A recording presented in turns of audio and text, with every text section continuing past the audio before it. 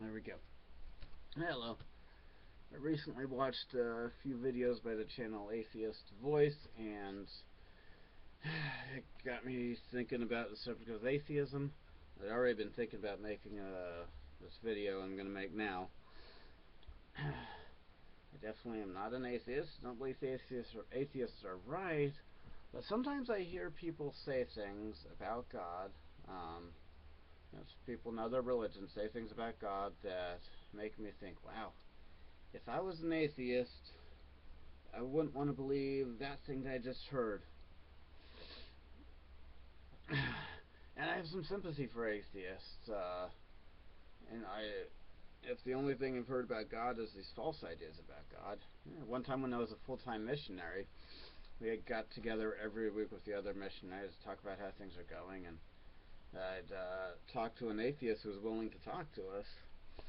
And I went to the meeting and said, it's great, he's an atheist, so he doesn't have false beliefs about God we need to get rid of. And the other missionaries laughed at me. They didn't agree with me that it was such a wonderful thing to find somebody who is not encumbered with false ideas about God. So, here we go. When I hear other believers in God say that God is going to condemn people who don't know if they were supposed to believe whatever that other person's religion is, or do something that they couldn't do, I have sympathy for an atheist, because that is a really mean God. It's not a merciful God to condemn people for what they don't know. That's not just. To condemn people for what they don't know. If you have a speeding ticket and you were close to the speed limit, and your speedometer was broken, you might be able to get out of it in real life, because it wouldn't be just to punish you for what you didn't know, that you couldn't know because you had a broken speedometer. The violence that happens in the name of religion.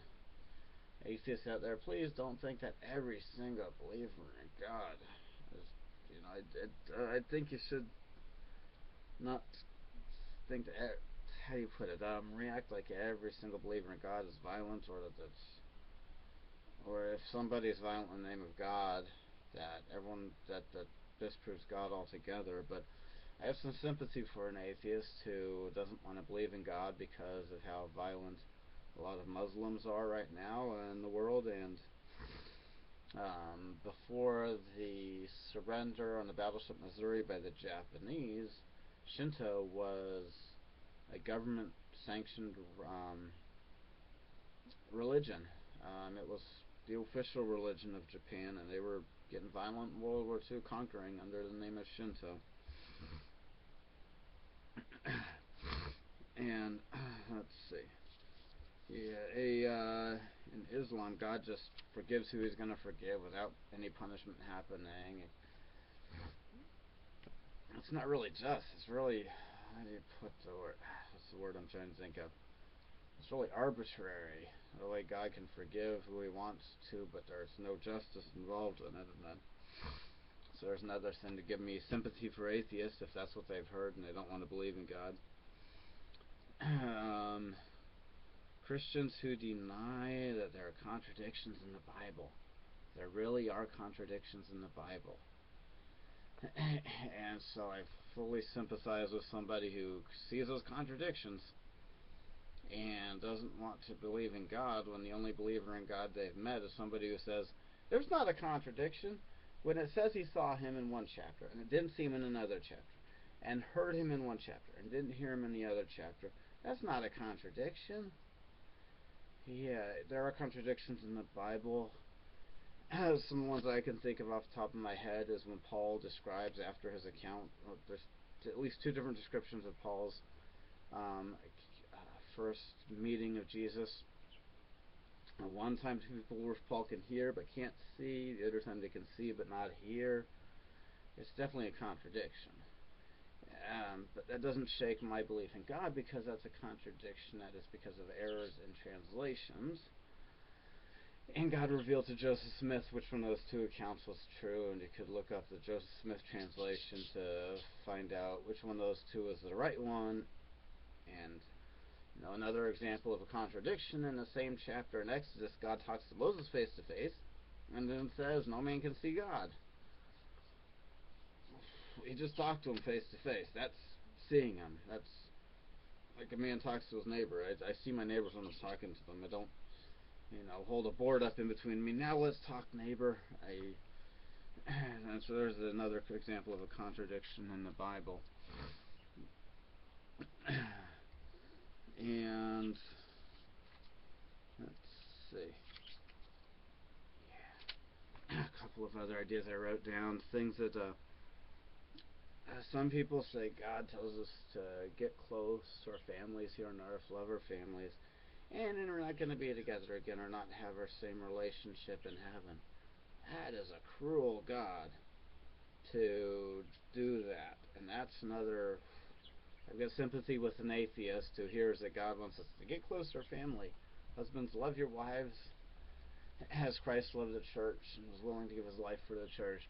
But then in a few years, you're not going to see her again, or she's not going to be your wife anymore. Maybe you'll see her, or maybe you won't. Maybe you'll cross paths. She'll just be another person there.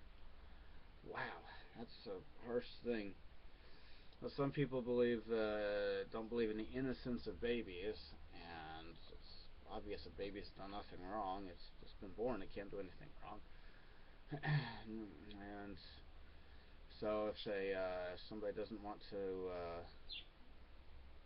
believe in God because they've heard somebody else who believes in God say that babies are going to hell if they die when they're a baby and the parents didn't do something, I've got sympathy with them. I don't. That's not the way it is. Babies are innocent, and we don't need to worry about babies' position. They're going to get into heaven. And the way Christians talk about God and the Garden of Eden, God got outwitted in the Garden of Eden by the devil, the way most Christians look at it. That's not a very smart God. So, so I guess we got sympathy with atheists too when they hear Christians talk about how God got outwitted and don't want to believe in a God who could be so easily outwitted by the devil. Atheist, I invite you to consider the possibility there is a God, even though there are people who say those things that I said. Look into all the different religions. The scientific evidence definitely proves there's a creator, because there's so many millions of molecules in the DNA strand that don't naturally come together. If they did, there would have been a scientist by now that made life from scratch in the lab. And the natural selection, it selects from what's already there. It doesn't create anything. So something had to have put the animals here and put our DNA together. And DNA is a language. It's computer programming for the body.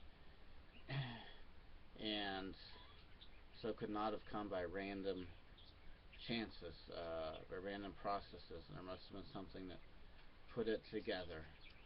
Thank you for your time. Have a good day.